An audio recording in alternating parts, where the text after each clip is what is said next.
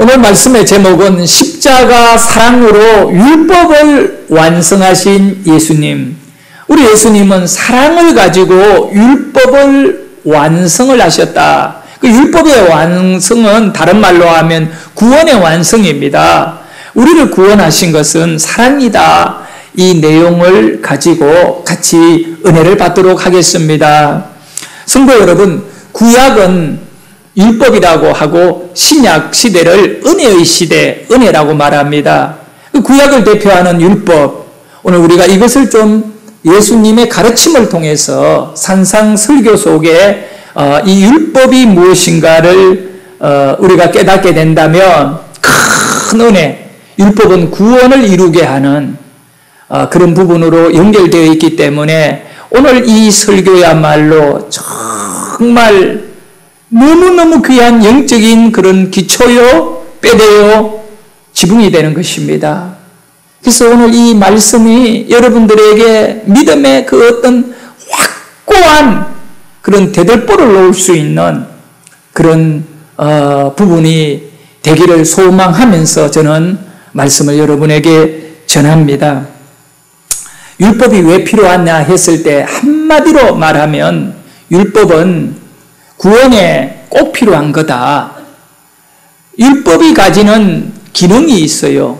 그 율법이 어떤 작용을 하고 어떠한 효과가 우리에게 영적으로 있느냐 했을 때 율법은 저와 여러분이 그렇게도 숨기고 싶어하고 덮어버리고 남들이 알기를 원치 않는 것이 있잖아요. 그게 뭔가요? 죄잖아요, 죄. 네? 누가 죄를 자랑합니까?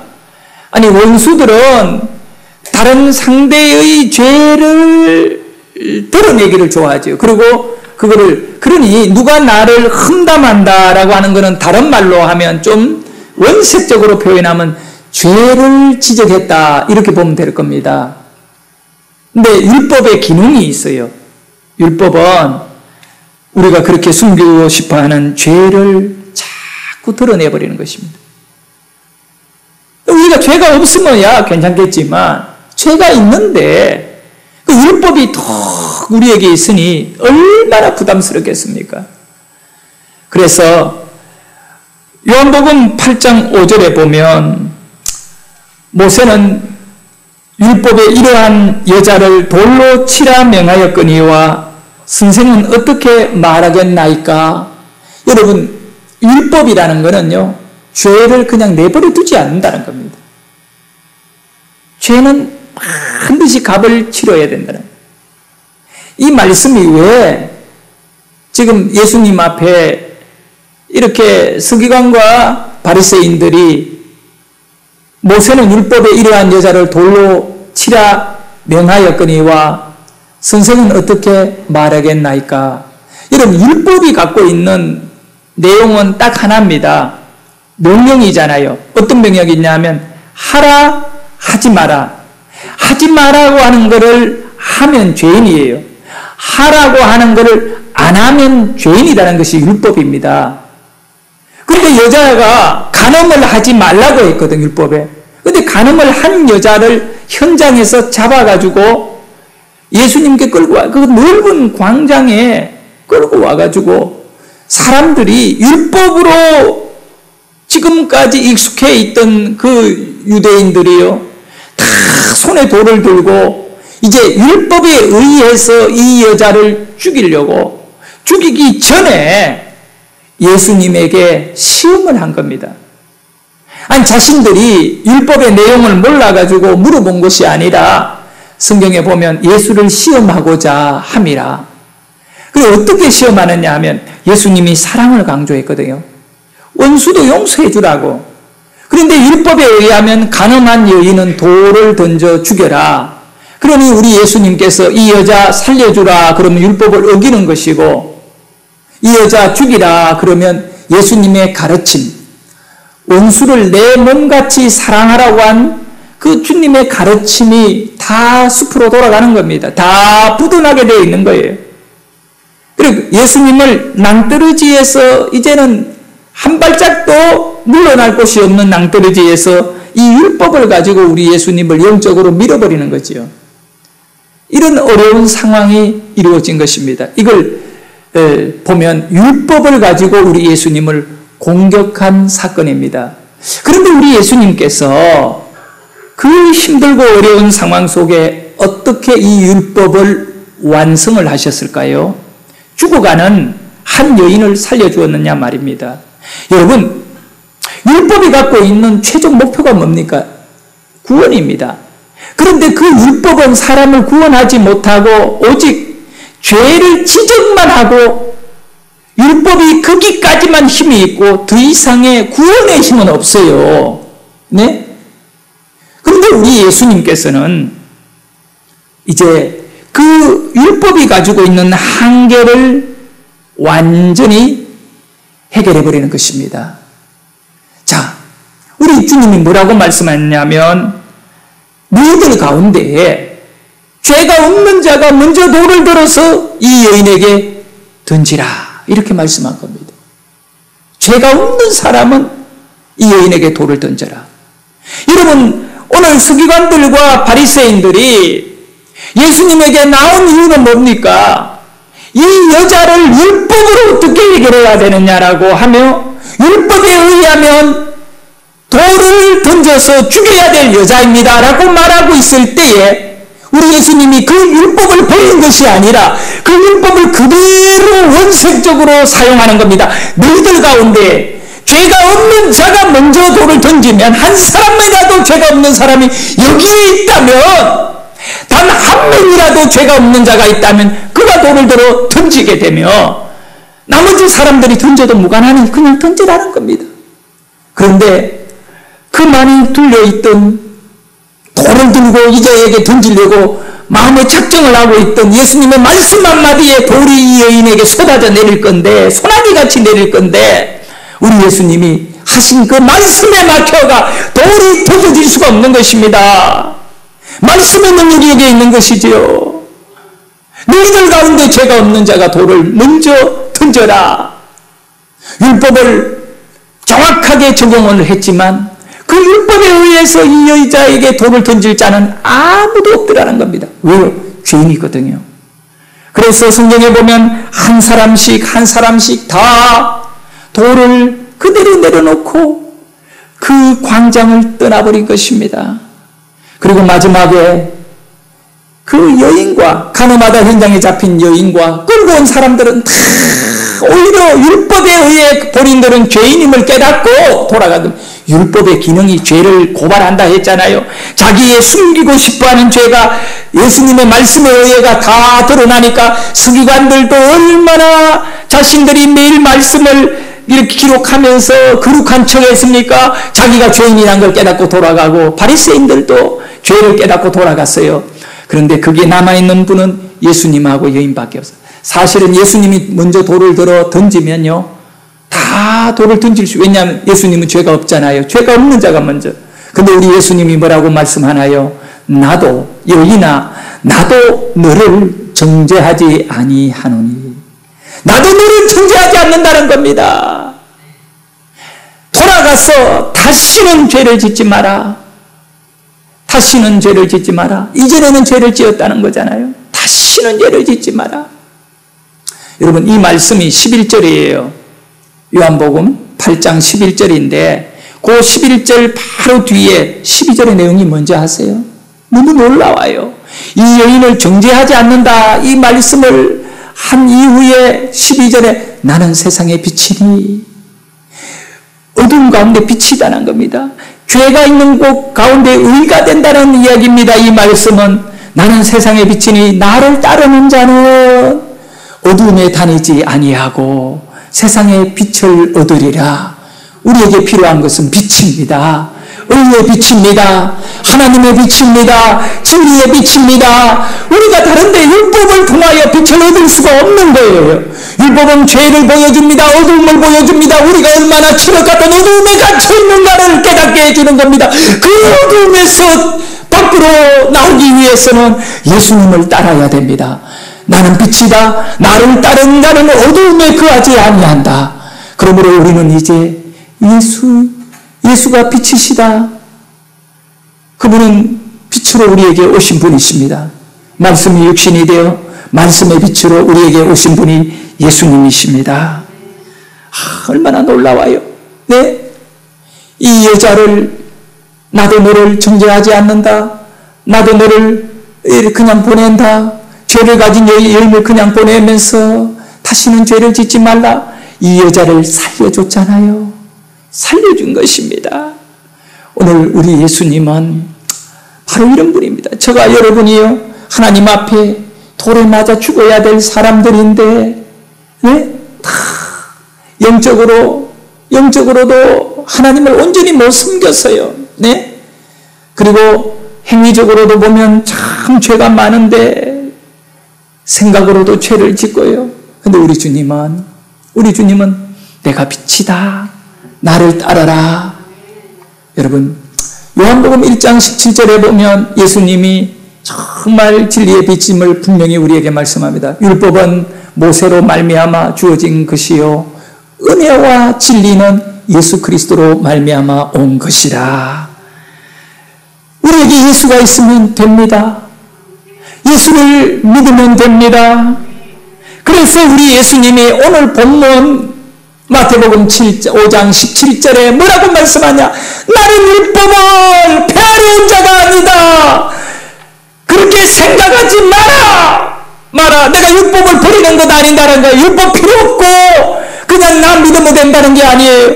율법은 필요한 거예요. 율법은 우리의 죄를 깨닫게 하는 것이지요. 죄를 절실히 깨닫게 하는 겁니다. 폐하러 온 것이 아니요 완성하러 왔노라. 여러분, 여기 생각하지 말라. 뭘 생각하지 말라느냐며 나는 율법을 폐하러 온 줄 생각하지 말라. 이 생각하지 말라는 말이 헬라 말로 노미조라고 하는 말인데, 이 노미조라는 추측하다, 가정한다. 당시에요, 이 서기관들이나 장로들이나 바리새인들이 종교 지도자들은 전부 다 예수님을 추측해버린 겁니다. 가정에서 생각해버리는 겁니다. 저는 하나님을 대적하는 자다, 이단이다, 율법을 흠문다, 막 그런 가정을 추측하고 믿으면 안 돼요. 진리를 붙잡고 믿어야 되는 거예요. 나는 그렇게 율법을 흠무는 자가 아니다. 그렇게 추측하지 말라. 지금 이 말씀이 17절에 그러면서 뭐라고 말씀합니까? 나는 율법을 완성하러 왔다. 완성한다는 것은 이 율법이 가지는 가장 중요한 것은 구원을 하는 겁니다. 구원. 우리를 구원하려고 하라 하지 말라 이 명령을 주셨잖아요. 구원을 하는데 우리 예수님은 이 율법을 완성을 하시는데, 완성한다라고 하는 이 말은 헬라 말로 플레로입니다. 플레로라는 말은 가득 채워버린다. 그리고 충만하게 해버린다. 율법이 조금밖에 안 채워져 있어요. 이 구원을 얻기에 죄를 지적을 해요. 그러니까 여러분 이걸 알아요. 죄가 지적이 되고 죄가 깨달아지게 되면 회개를 하게 되잖아요. 나 죄인이면 어떡합니까? 이 죄를 회개해. 근데 이 죄를 회개할 때 그 회개 속에서 누구를 바라보게 됩니까? 나를 구원할 의의 주체인 의가 되시는 예수님을 바라보게 됩니다. 이 구원을 얻으려면 내가 하나님께 올라가야 되는데 올라갈 수 있는 사다리가 없는 거예요. 그런데 예수님의 의가 내 안에 들어와서 채우면 의의 사다리가 만들어지고 나는 예수님께 갈 수 있는 거예요. 그래서 율법은 죄를 깨닫게 하지만 그 죄를 해결하는 것은 예수님이시니까 예수님이 내 안에 오셔서 나의 율법의 율법의 정말 나는 죄인으로소이다라고 하는 그 깨닫게 하는 것을 완성을 하는 분이 예수님이다. 이 말씀인 겁니다. 예수님은 사람들에게 사실 율법을 주신 하나님이십니다. 율법을 우리에게 주실 때 이미 예수님은 하늘에 계시는 분이셨어요. 모세에게 율법을 줄 때 우리 주님은 성삼위 하나님으로 하나님과 함께 계시고, 그 전에도 우리 예수님은 이미 천지 만물을 창조할 때에도 우리 예수님은 하나님과 함께 하신 겁니다. 여러분 믿으시죠? 그런데 그 예수님이요, 율법의 지배 아래 인간의 몸을 가지고 오셨다는 사실입니다. 이것은 우리 예수님이 율법 위에 계시지 않고 율법 아래 오신 거는 죄인이 된 거예요. 자, 저를 따라합니다. 율법 아래 죄인, 율법 위에 의인. 그렇게 볼 때에 우리 예수님은 하나님이시기 때문에 우리에게 오실 때에 율법 위에 와버릴 수 있어요. 천사의 모습을 하고 와버릴 수 있습니다. 하나님은 영이시니까 안 보여요, 눈에. 그러면 나타난 외형의 천사의 모습을 갖고 아니면 산신령과 같이 거룩한 모습을 갖고 우리에게 오셔서 그냥 나를 믿어라 이렇게 말씀할 수 있어요. 그런데 그렇게 되어버리면 심각한 문제가 있습니다. 믿는 거는 믿는 거지만 우리 죄는 해결할 길이 없다는 겁니다. 그래서 예수님은 율법 아래 오신 겁니다. 죄인, 인간의 마리아의 그 몸을 통하여 아기로 오신 거죠. 그래서 우리 예수님은 사람이 되신 겁니다. 이렇게 율법 아래 오신 이유가 뭔지를 여러분 아셔야 돼요.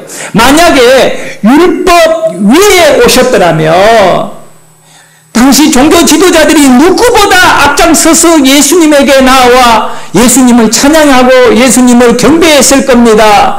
그런데 이 당시 종교 지도자였던 서기관 바리새인 장로들이 왜 예수님을 가장 앞장서서 배척하고 반대했나요? 율법 아래에 있기 때문에 그런 거예요. 자기네들이 볼 때 의롭지 않다고 생각합니다. 율법 아래에 있는 사람들은 다 죄인이라는 겁니다. 왜냐하면 그들은 모든 것을 율법의 시야를 갖고 보기 때문에 그런 것입니다.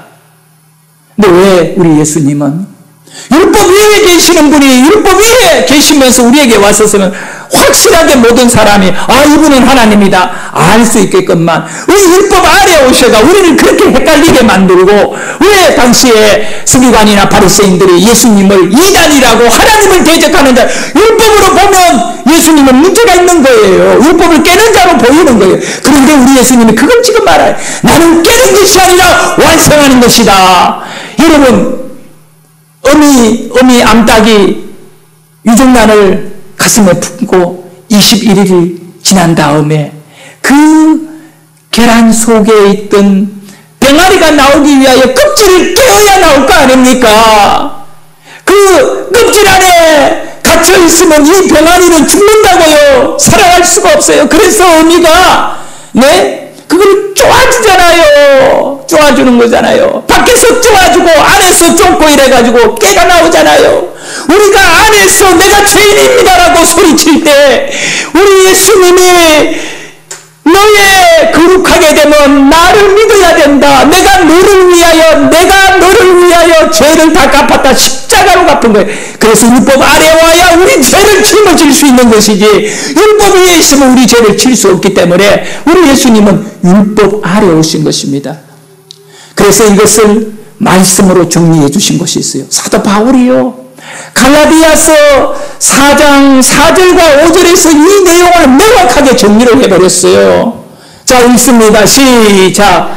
때가 참에 하나님이 그 아들을 보내사 여자에게서 나게 하시고 율법 아래에 나게 하신 것은 보세요. 여자에게 나게 했다. 율법 아래에 나게 했다. 율법 위에 나지 않고 여자에게서 나지 않고 하나님의 모습을 갖고 하나님에게서 나서 그냥 나타났더라면 모두가 열렬히 환영했을 겁니다. 그런데 율법 아래에 들어와 버리니까 이 바리새인들이 예수님을 이단이다 그러는 거예요. 그래서 5절에 보면 이렇습니다. 시작. 율법 아래에 있는 자들을 속량하려고, 속량은 죄를 다 제해버리는 겁니다. 율법 아래에 있는 여러분을, 나를 다 구원하시려고 우리 예수님은 친히 율법 아래에 오신 것입니다. 할렐루야. 얼마나 고통스럽고 얼마나 수모를 겪었습니까? 율법 아래에 오셨어 그분이요. 그걸 깨달아야 돼요. 주는 나를 위하여 그렇게 가시밭길을 가끔만을 나는 오늘 내 삶을 어디에 무엇을 즐기고 있는가? 성도 여러분, 이런 사건은 요즘 드라마에서 전 세계적으로 그 유명한 오징어 게임 속에서도 잘 보여주고 있어요. 주인공 할아버지와 주인공 그 남자 상홍강 있잖아요. 이 둘이가 마지막 구슬치기를 해가 살아남는 거예요. 사실은 할아버지가 이긴 거예요. 여러분 그 드라마 안 봤어 모르지요? 드라마도 좀 보셔. 세상을 구슬치기를 해서 이 홀짝을 했는데 할아버지가 싹 다 이겼어요. 마지막 한 개까지 다 이겼는데 할아버지가 일부러 치매온 척해요. 무엇을 잡았더라?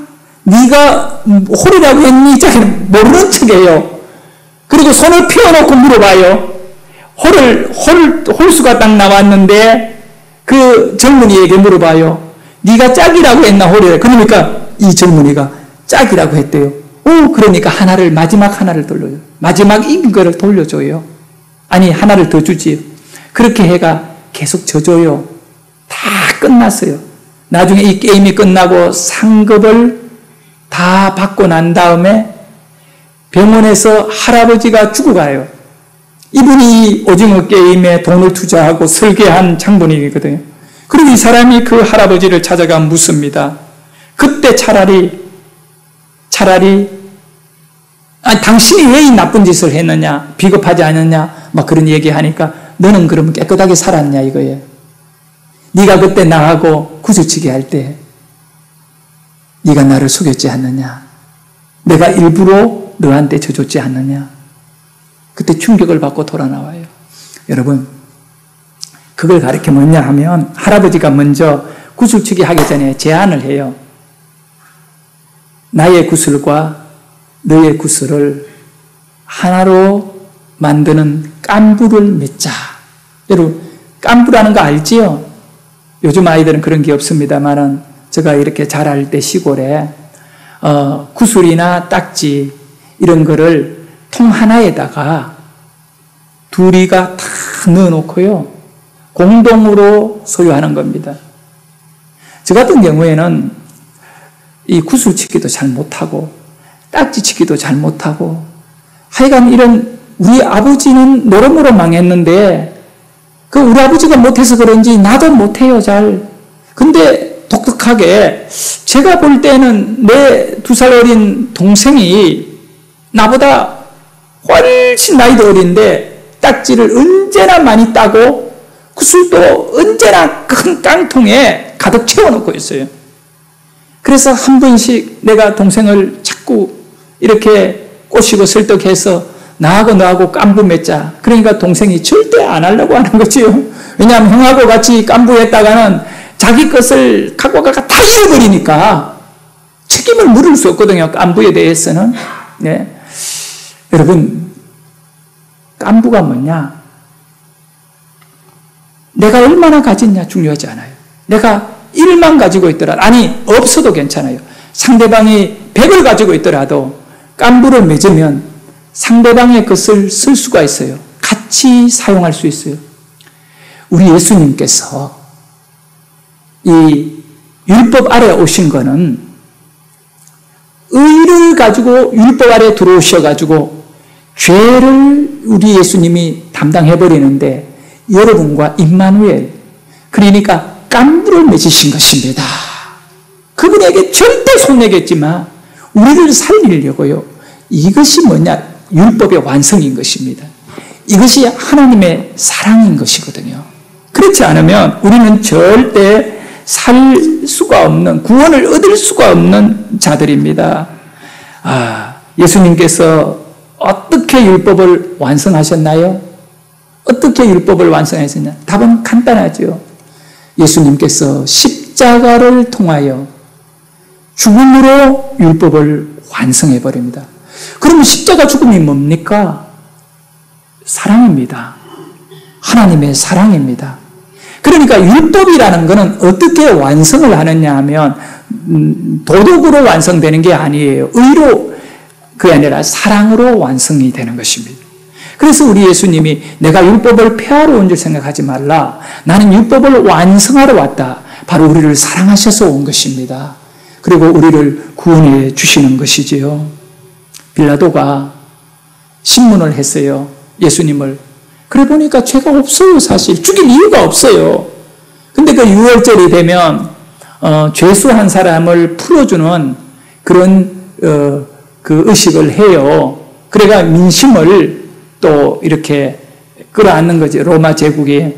근데 그때 이제 마침 6월절이 되었을 때 유대인의 명절에 죄수 한 명을 풀어주면 이 법이 오늘날 우리에게도 막 광복절이 되면 그 죄를 감해주잖아요. 그게 여기에서 출발되는 거예요.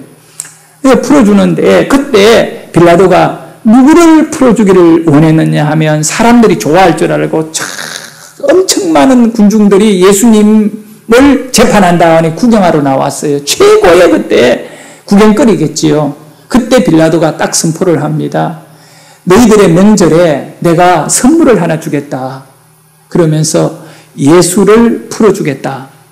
그러면 사람들이 기뻐하고 환영해야 될 것 당연한 거 아니에요. 왜냐하면 예수님이 얼마나 많은 병자를 치료하고 또 진리를 가르쳐서 감동을 줬습니까? 당연히 예수님을 환영하며 박수하면서 받아야 될 건데 아니에요.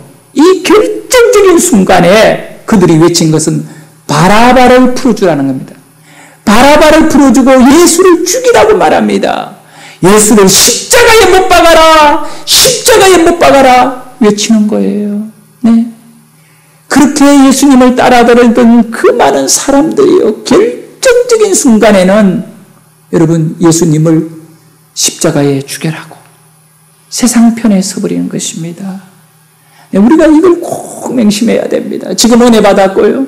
지금 우리가 영적인 생활을 교회 속에서나 개인의 그 삶 속에서 어떤 결정적인 순간에 세상의 편에 설 수 있는 우리의 연약함이 있음을 기억해야 됩니다. 그런데 그런 자를 위해서 우리 예수님은, 그런 배신자를 위해서 우리 예수님은 간부가 되신 것입니다. 그걸 깨달아야 돼요. 네? 성도 여러분, 예수님은 자신을 따르는 제자들에게 오늘 20절 핵심입니다. 결론입니다. 이렇게 말씀하셨습니다. 내가 너희에게 이르노니 너희 의가 서기관과 바리새인보다 더 낫지 못하면 결코 천국에 들어가지 못하리라. 결코 천국에 못 들어간다. 절대로 못 들어간다. 어떻게 하지 아니하면 서기관이나 바리새인보다 의가 더 낫지 아니하면. 그런데 여러분, 우리가 서기관과 바리새인을 못 따라갑니다. 여기에 의는 율법으로의 의예요. 못 따라갑니다. 절대 불가능합니다. 네? 그럼 이 말씀, 20절 이 말씀이 우리 주님의 그 뜻이 뭘까요? 지금 서기관과 바리새인을 막 칭찬하려고 하는 걸까요? 아니면 진짜로 너희들이 서기관들보다 더 바리새인들보다 열심히 금식도 하고 또 이 율법에 있는 계명을 지키고 그렇게 그게 목매라고 그게 올인하라고 그렇게 말씀하시니까 두 개 다 삑 아니옵니다. 서기관과 바리새인을 높이는 것도 아니고 그들의 의를 칭찬하는 것도 아니고 너희들도 이 사람들과 보다 더 나은 그런 율법을 행하라는 것도 아닙니다. 이 말씀의 핵심이 뭐냐? 네? 율법으로는 불가능하다는 겁니다. 바리새인들, 서기관들이 실패한 것과 같이 너희도 실패한다는 겁니다. 그거를 우리 주님이 얘기하는 것입니다. 답을 얻어야지요. 그러면 주님, 어떻게 우리가 구원을 얻을 수가 있습니까? 율법으로는 안 되는데 죄만 발견했는데 그래서 로마서 3장 21절에 바울은 이렇게 선포하고 있는 거지요. 이제는 율법 외에 하나님의 한 의가 나타났으니 할렐루야. 하나님의 의예요. 이 율법의 의로는 안 되는 것이고 그게 우리 인간의 의거든요. 하나님의 의가 나타났으니 율법과 선지자들에게 증거를 받은 것이라. 그 하나님의 의가 예수님이시에요. 나타난 그 의가 예수님인데 그 하나님의 의를 우리가 이제는 믿고 받아들이는 자에게 구원이 있는 것입니다. 죄가 용서되어지는 것입니다. 율법의 가장 큰 정신이 뭡니까, 여러분? 네? 한 젊은이가 예수님에게 나왔어요. 어떻게 하면 구원을 받습니까? 천국에 갑니까? 물으니까 계명을 지키라 그랬어요. 계명을 지켜라. 여러분, 계명이 뭡니까? 계명이라는 것은 가장 첫째 되는 계명이 하나님을 사랑하는 것이에요. 두 번째 계명이 뭘까요? 이웃을 사랑하는 겁니다. 이것이 율법의 전부예요. 율법의 전부가 알고 보니까 사랑이더라고요. 사랑이요, 사랑. 구약의 율법이 사랑입니다, 사랑. 그러나 그 사랑을 어떻게 완성을 할 수 있느냐 말입니다. 우리는 죄를 가지고는 도저히 사랑을 할 수 없는, 죄인이 하나님을 사랑할 수 없고 죄인이 이웃을 사랑할 수 없다는 사실입니다. 그래서 예수가 필요합니다. 예수를 통하여 하나님을 사랑하게 되고 이웃을 사랑하게 되는 것입니다. 율법의 완성, 나는 율법을 폐하러 온 것이 아니요 율법을 충만하게 가득 채우고 율법을 완성하려고 왔다. 우리 예수님은 사랑하자고 온 것입니다. 우리 보고 이 율법 갖고 막 피 터지도록 싸우며 살아라고 온 것이 아니라 사랑해라는 것입니다. 그런 의미 속에서 우리의 믿음은 얼마나 쉬운 건지 몰라요. 사랑하는 거죠. 그런데 사랑한다는 것은 둘 중에 하나예요. 내가 보니까 살아오면서 가장 힘든 것이 사랑하는 것이고 가장 쉬운 것이 사랑하는 것이더라고요. 네. 우리 김순희 집사님이 고개를 끄덕끄덕 하는데 박종길 집사님하고 무슨 일이 있는 거 아니겠지요? 네. 가장 어려운 것이 사랑하는 것이요. 가장 쉬운 것이 사랑하는 것이에요. 네? 여러분, 부모가 자식을 사랑하는 것이 어렵나요? 나는 하나도 안 어려워요. 사랑하기 싫어도 막 사랑이 나와버려요. 그거 어떡합니까? 미워해야 되는데, 미운 놈인데 또 사랑하고요, 또 져주고요. 바로 우리 하나님이 예수님을 통하여 여러분을 그렇게 사랑한다는 거예요. 그래서 요한 1서 4장 19절에 그 내용을 여기에 담아 놓았어요. 사랑은 여러분이 있습니다. 시작. 사랑은 여기 있으니 우리가 하나님을 사랑한 것이 아니요 하나님이 우리를 사랑하사 우리 죄를 속하기 위하여 화목 제물로 그 아들을 보내셨습니다. 여러분, 사랑은 제물이라는 거예요. 사랑의 결론, 사랑의 완성, 구원의 완성은 예수님이 제물이 되신 십자가의 제물이 되신 걸 내가 믿는 거예요. 할렐루야. 우리는 이제 다른 것에 갈급해하지 말고 그 바리새인이나 서기관같이 율법에 그 투쟁하는 자가 되지 말고 사랑에 녹아내리는 자가 되기를 바랍니다. 진정으로 사랑할 수 있는 믿음이 사랑임을 깨달아야 됩니다. 구원이 사랑임을 깨달아야 됩니다. 사랑하는 자가 되어야 되고 사랑받는 자가 되기를 주의 이름으로 축원합니다. 그래서 제가 볼 때요, 구원도 사랑이고 행복도 사랑이고 축복도 사랑이더라고요. 사랑이 없는 삶을 살면 안 됩니다. 그래서 믿음, 소망, 사랑은 영원한 것인데 그 중에 제일은 사랑이라. 우리는 사랑을 갖고 믿음 생활해야 돼요. 사랑을 갖고 세상을 살아야 돼요. 기독교는 무슨 종교라고 말했지요? 사랑의 종교라. 여기에 이 깊은 영적인 비밀, 바로 신학적이고 또 말씀적인 그 생명이 여기에 있는 것이지요. 성도 여러분, 사랑하셔야 됩니다. 율법을 완성하신 주님을 따라가려면요, 한 의가 나타났다는 것은 사랑이 나타났다는 겁니다. 그런데 왜 이렇게 쉬운 사랑 쪽으로 가지 않고 어려운 사랑 쪽으로 자꾸 우리가 갑니까? 네? 가족 간에요. 정말 예수님의 그 사랑, 희생이잖아요.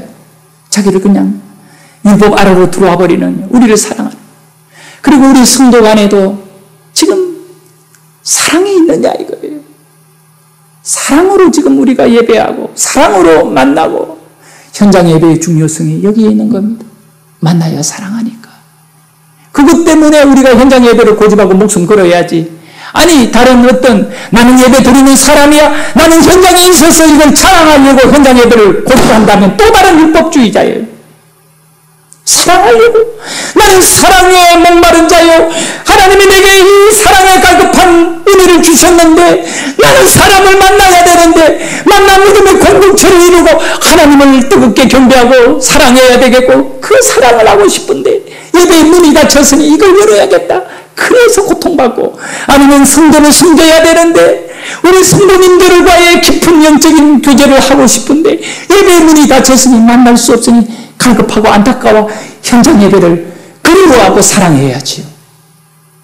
성도 여러분 어떻습니까? 오늘만이라도 제발 사랑을 좀, 말씀을 따라 말씀이 거울이 되어 사랑을 하자고, 이 사랑의 의미를 깨닫기를 바랍니다.